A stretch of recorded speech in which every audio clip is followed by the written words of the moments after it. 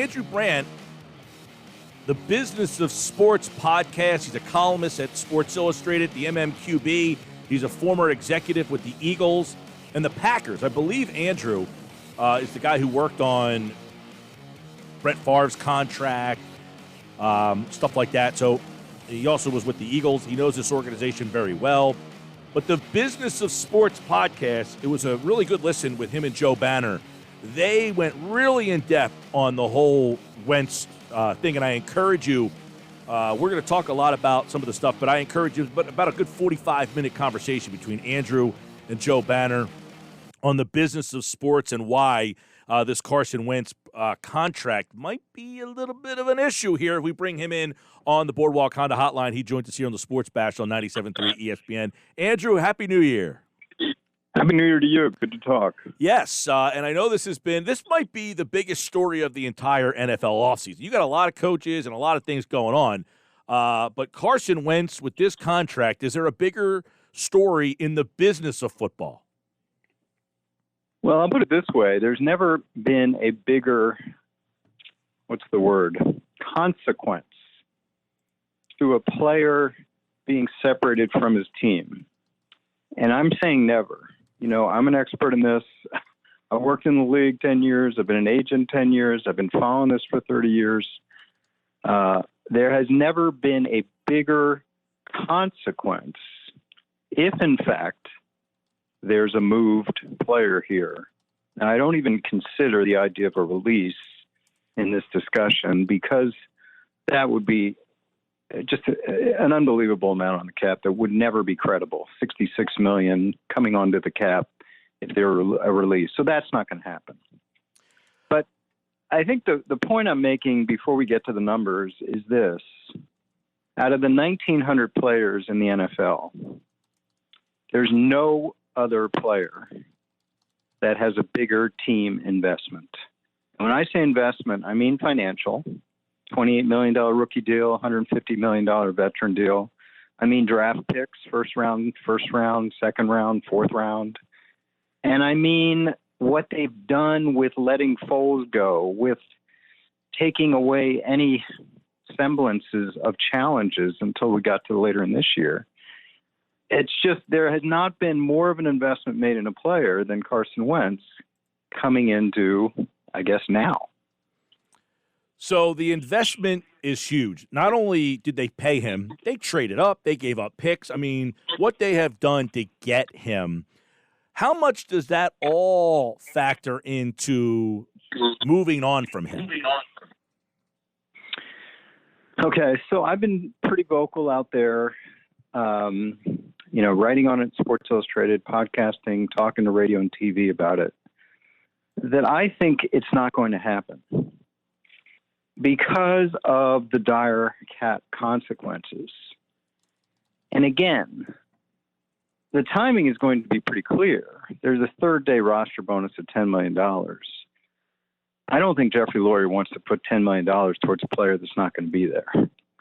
So it has to happen, if it's going to happen, on March, 14, 15, or 16. Mm-hmm. And if it does, some team will take on whatever's left on Wentz's contract, or maybe Wentz restructures to make it more palatable for the new team. But here's the thing where I have answered this on Twitter 1,000 times. That doesn't matter, right? Whatever Wentz is willing to do for the new team, if there is a new team, that doesn't matter. It has zero effect on the Eagles' problem. Because the Eagles' problem is in the past. Because of the rich contract he got, because of the way they structured it, with signing bonuses that are prorated, with option bonuses that are prorated, with future guarantees that are prorated. If they part, everything accelerates. I mean, this is NFL Cap 101. Once you move on from a player, everything remaining accelerates, and that tune is $34 million.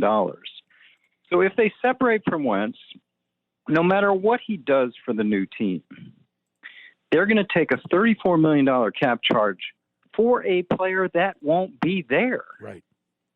Which I say, and I've stood on the carpet for this, is not going to happen. It's not going to happen. Well, I don't see Howie Roseman doing that. Go ahead. Well, now, you know Roseman in this organization very well. In hindsight, a lot of people would say, well, whoever agreed to give him that deal, they should be held accountable. But the hindsight of this is everybody agreed to this deal. That's not just Howie Roseman walking in and saying, hey, I got a great idea. This has to be signed off on everyone. So the hindsight holds everyone accountable, and that doesn't even mean that they were wrong.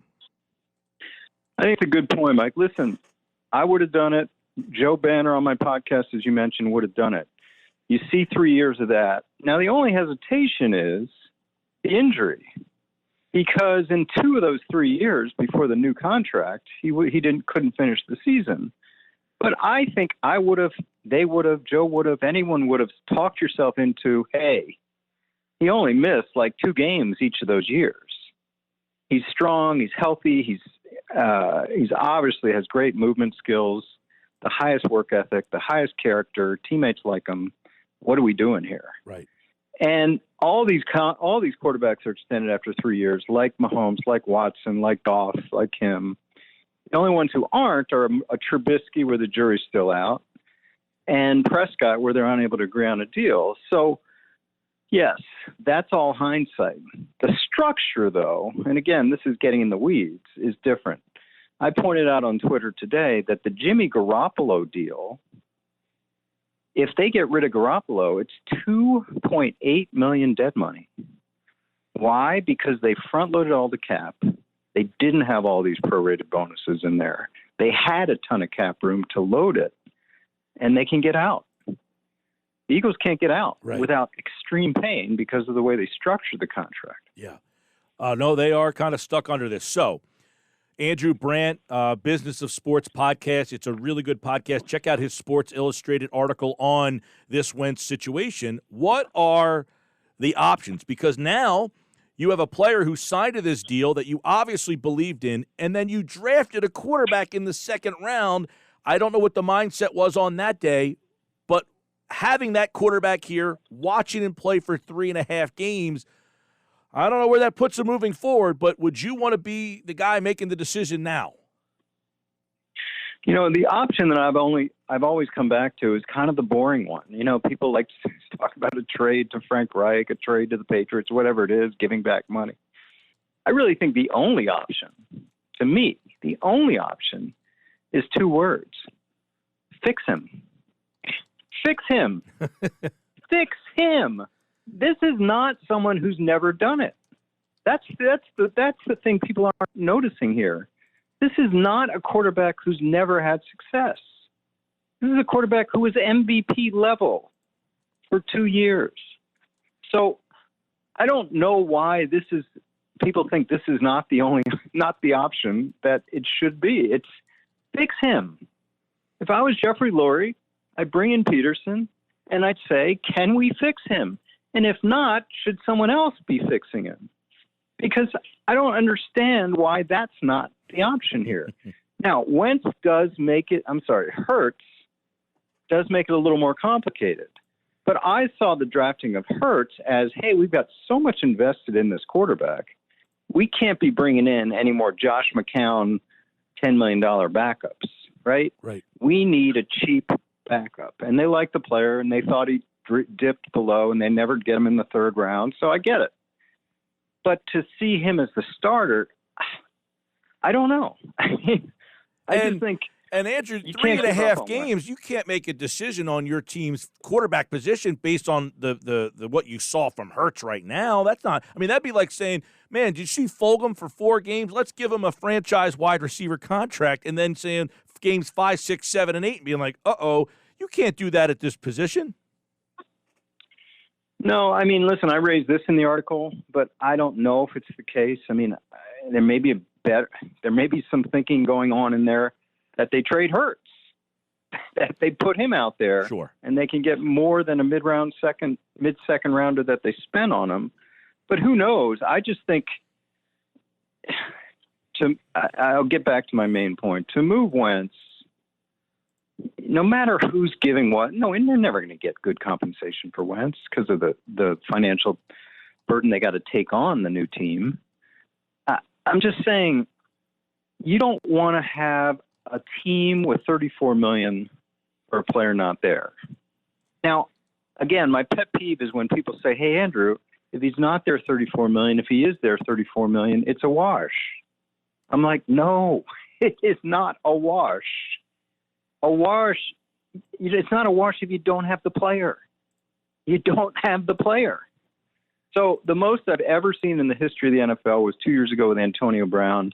The Steelers carried $21 million because they just couldn't take him anymore. Right. Now Wentz is not anywhere near the churlishness of Antonio Brown. And of course, $21 million is a century away from $34 million. So I just don't see it. Andrew Brandt, the Business of Sports podcast, you mentioned releasing Wentz, not going to happen. Trading Wentz, there's a couple of options. You can trade him. You can also possibly post June 1st trade him. Why are those options not realistic? Well, post June 1st sounds good because, you take a lesser hit in 2021. But overall, you're taking a $10 million more hit. In other words, you're taking $44 million instead of $34 million. Why? Because you're paying the $10 million in March to keep them around before you move them in June. Right. So you're taking a $44 million hit, 24 in 25 in 2021 and 20 in 2022. I don't know about you. That's worse to me. So plus the logistics of keeping this guy somewhere around, even logistically, for 6 months. And the new team, I know, would want to work with him before June. So all of that, you can make a case for it, but I guess that new team was Frank Reich, who at least he knows his offense, that would be one scenario that maybe makes sense. Yeah, I know everyone's pointing to that. I mean, I don't know what Phil Rivers thinks of that. Yeah. Who's played a lot better than Wentz, even at his advanced age. I mean, I just think people who see that are stretching. And if there was no cap consequences, sure, let's throw that out there. But these aren't just I guess, bad cap consequences. They're dire. Oh, boy. So I guess now, Andrew, you're left with two quarterbacks. How does that look come April? This is where communication's got to be key. I mean, it's Doug. It sounds like it's Doug. In communication with both about where we're going here. Is one coming in as a starter, or are they competing? And all accounts are, I don't take into account a lot of this news leaks on Sunday mornings. My accounts are they're both good guys, and they can handle it, and they can deal with it. So that's really where we got to go. Like, are we coming into mini camps competing, or is someone coming in as the starter? Well, and that is a real competition. Is it a real competition when you have one guy making that money, drafted number 2 overall, versus the other guy making no money, drafted in the second round? Is that a fair quarterback competition? In this case, I'm going to say it is because of the sunk cost. Because Wentz isn't going anywhere. I just can continue to say that. So What are you going to do? Are you going to make it work?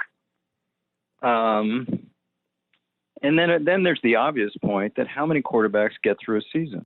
So you will need both. And from last night that it's not going to be Sudfeld. So you'll need two good quarterbacks. Okay, now that's the unfortunate reality. Andrew, you were in Green Bay during Favre's end and Rodgers' beginning, correct? Yeah.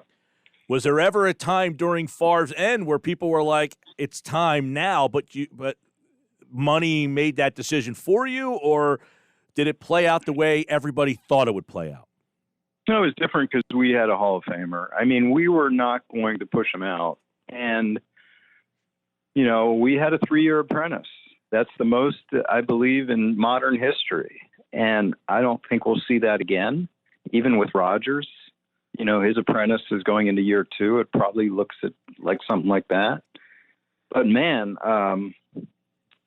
that is a management situation too, as I wrote in my article, and the Eagles will have to manage it, just like I just said. I had to manage Favre's camp that wasn't happy seeing his replacement every day. I had to manage Rodgers' camp, who's like, when the hell am I ever going to play? When ever? Right. And the Eagles will have to manage these camps again. I don't know if the leaks are coming from the agents or some other forces, but I do think it's posturing and positioning rather than saying we want out, because people in the business know it's virtually impossible to get them out of there. Andrew Brandt, excellent article over at Sports Illustrated. If you follow him on Twitter, you can get that at Andrew Brandt. And, of course, he, like all guests, appeared via the Boardwalk Honda Hotline. His podcast, I encourage you to go listen to, The Business of Sports, and especially if you're interested in this Wentz topic. He and Joe Banner really get into it a lot deeper, and I encourage you to go listen to that. And, Andrew, Happy New Year. We appreciate you being a part of the show, as always. Always a pleasure. Talk soon. Andrew Brandt, like all guests, appeared via the Boardwalk Honda Hotline.